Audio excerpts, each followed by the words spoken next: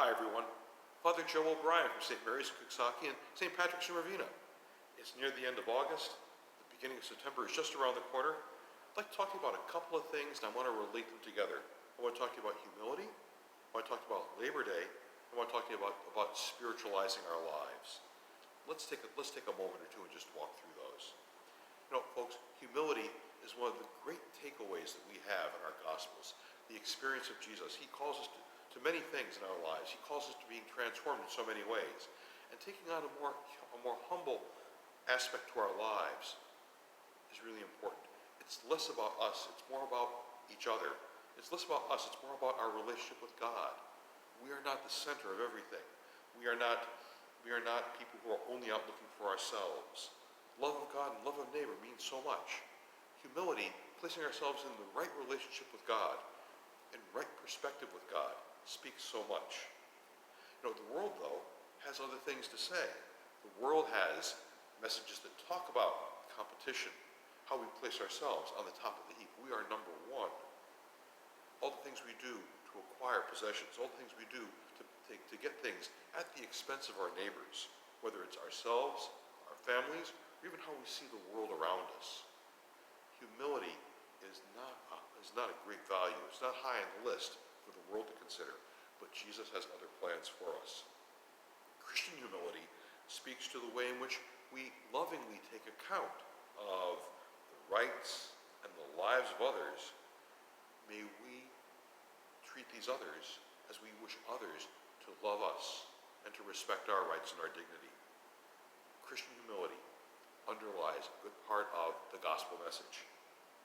Let's lead into Labor Day a little bit because I think there's something about humility and seeing our place in the world that helps us understand Labor Day as a holiday here in our land. Labor Day means many things. A day of rest for so many people. For others, you know, hey, it's a day for sales and commercial things. It's out getting possessions, it's acquiring things. And that's part of the culture too.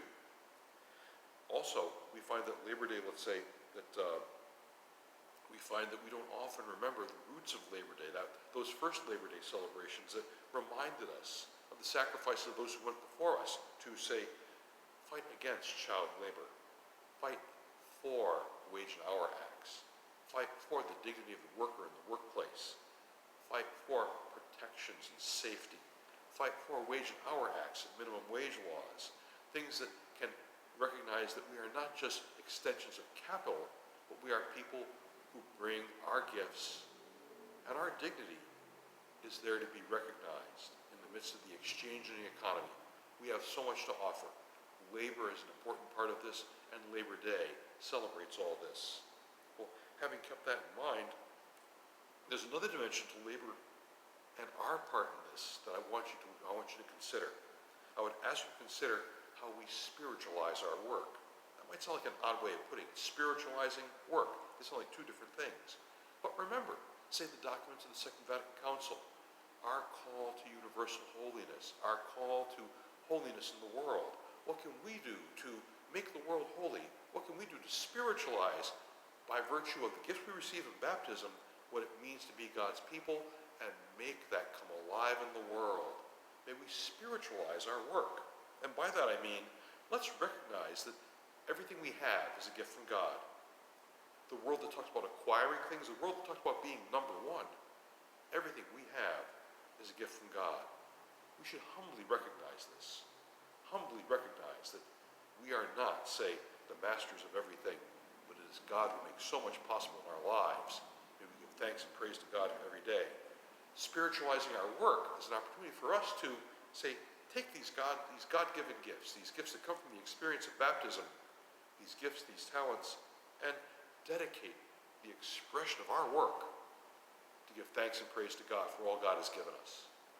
May our work be an expression of thanksgiving and gratitude to God.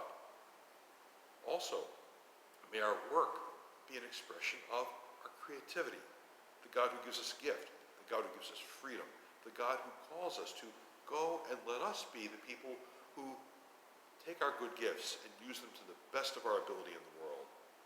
We offer our thanks and praise to God. We use our gifts in the world to the best of our ability to support and sustain our families in dignity.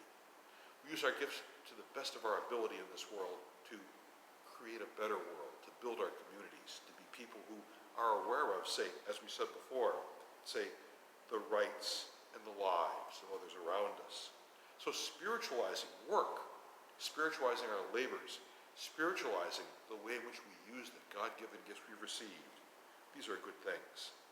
It's a way for us, let's say, to show God truly that we love God, love and serve our neighbor. We use what God has given us and return it to God.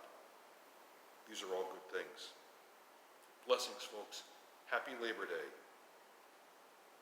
Take time to give thanks and to give glory to God for all God has given you and me and all of us. Blessings, folks. Hey, till next time. Blessings.